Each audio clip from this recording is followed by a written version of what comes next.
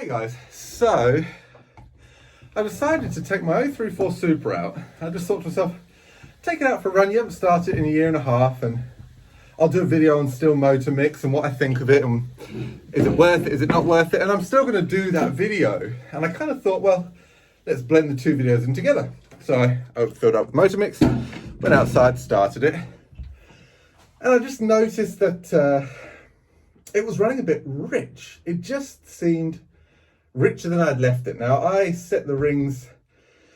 Sorry, I'm out of breath, I just got back. I tuned it last time I used it in summer, and the rings are brand new. So I tuned it on the rich side, and I thought, well, maybe it's just the fact that we've got a change in temperature. And then I thought to myself, well, wait a second. You need less fuel in the summer. And I tuned it in the summer. Now we're in the winter. Technically, it should need more fuel.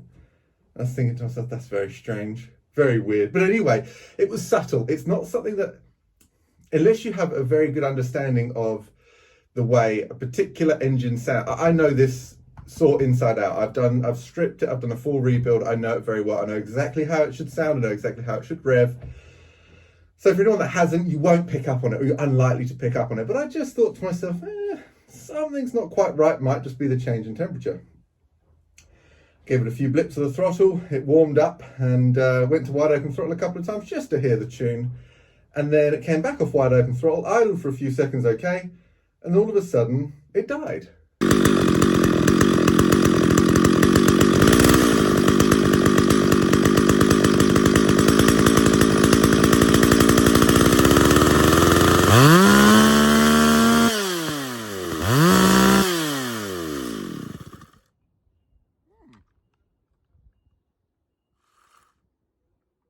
That's strange.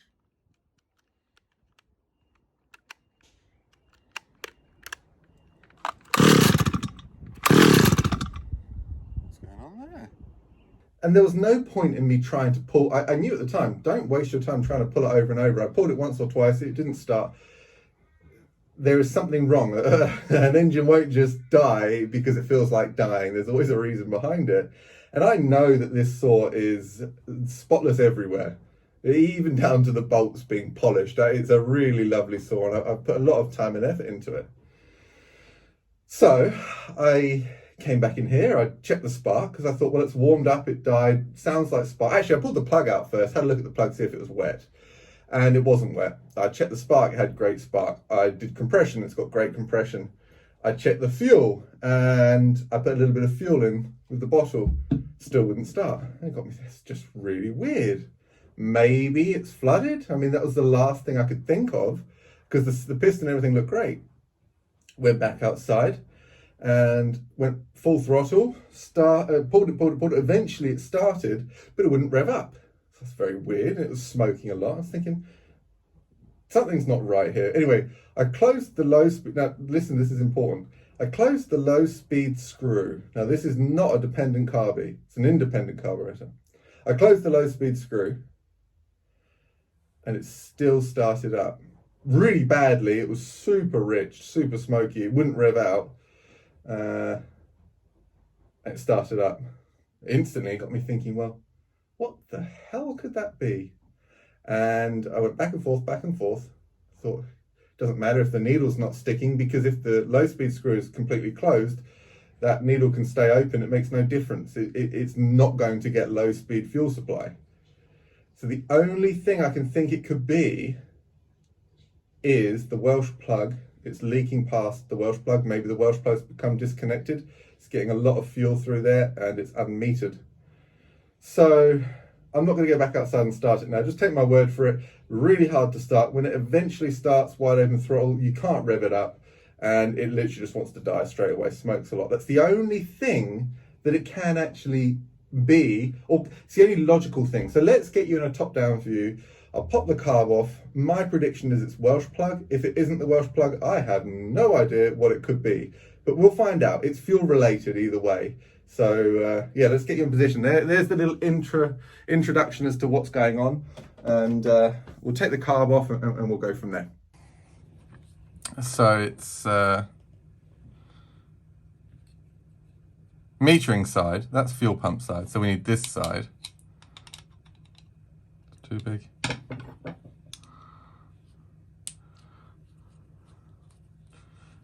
Pause the video really quick, right? And just let me know what you think it might be. And there's, you know, it doesn't matter whether you're right or whether you're wrong. I'm just curious, have a bit of fun with it. Just pause the video here and just write in the comments if you have a guess what it could be. And of course, you know, if you're not certain, but you're still interested in having a go, have a go.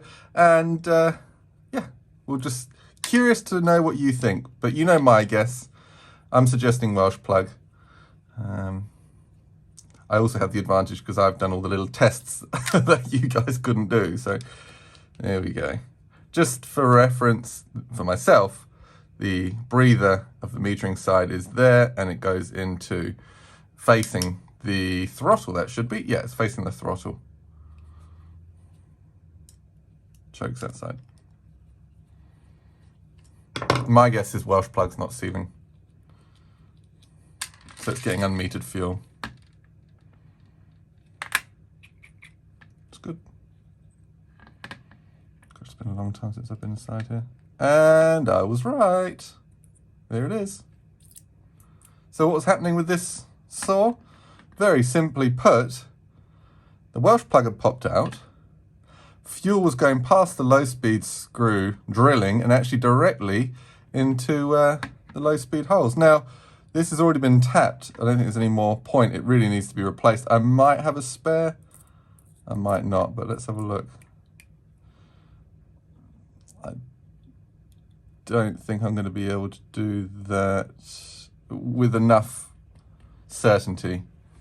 I'm not going to be comfortable with that, I should say. Now I can't get it back out, of course.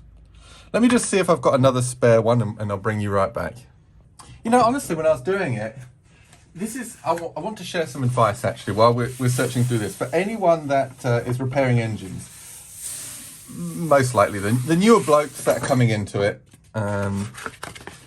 it's very easy to get overwhelmed, frustrated, and then you have no chance of diagnosing it. Whereas what you really want to do is just to slow down, take a breath, and just say to yourself, it's not working. I'm not going to pull that pull cord, or I'm not going to force it to try and do something it's not. Let's just think methodically as to what it could be.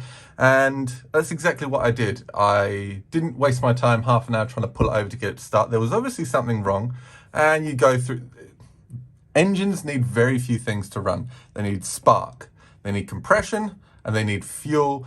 And also they need timing of both the spark and also the intake and exhaust. Now with a 2-stroke, that's set, it's fine. With a 4-stroke, you've got to consider valve timing. So that's something to take into consideration, but that's all it needs to run. So you work through each one methodically, and I started with spark thinking, well, it kind of died all of a bit of a sudden, but it brought me back to thinking, well, why is it running richer in the winter when it should be running, why is it running richer in the winter when actually it should be running a bit leaner because it needs more fuel when it's cold. So anyway, my advice is it's easy to get frustrated, and the reason I say it is because I've been there and I've had some great mentors over time, and one especially trains, we've shared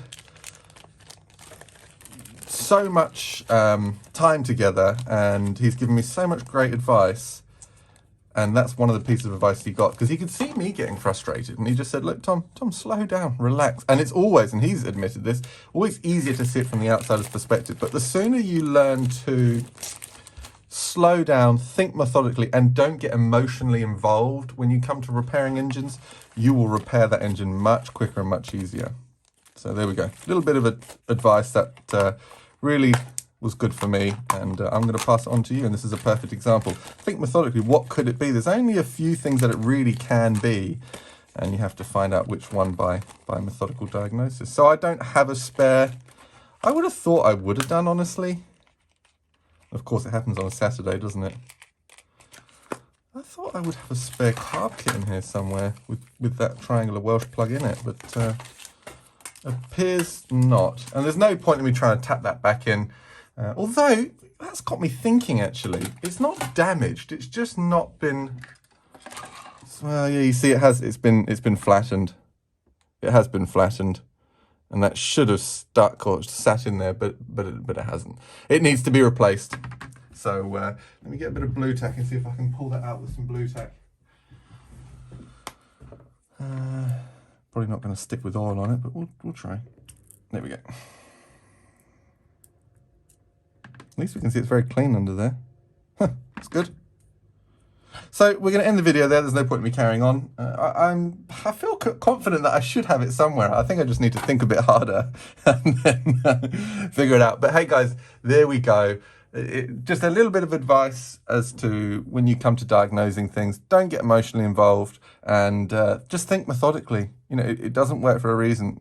Why? Just think to yourself, let's work through it. So there we go. Hope it helps. Hope you enjoyed it. A little bit of a strange one. This is the first time on any machine that I've ever repaired that I've had the Welsh plug come back out, and it has been seated fully. You can see it's actually slightly recessed in there, and it still came out. So anyway, we will see. We'll get a replacement and we'll go from there. All right, guys. Catch you soon. Bye-bye.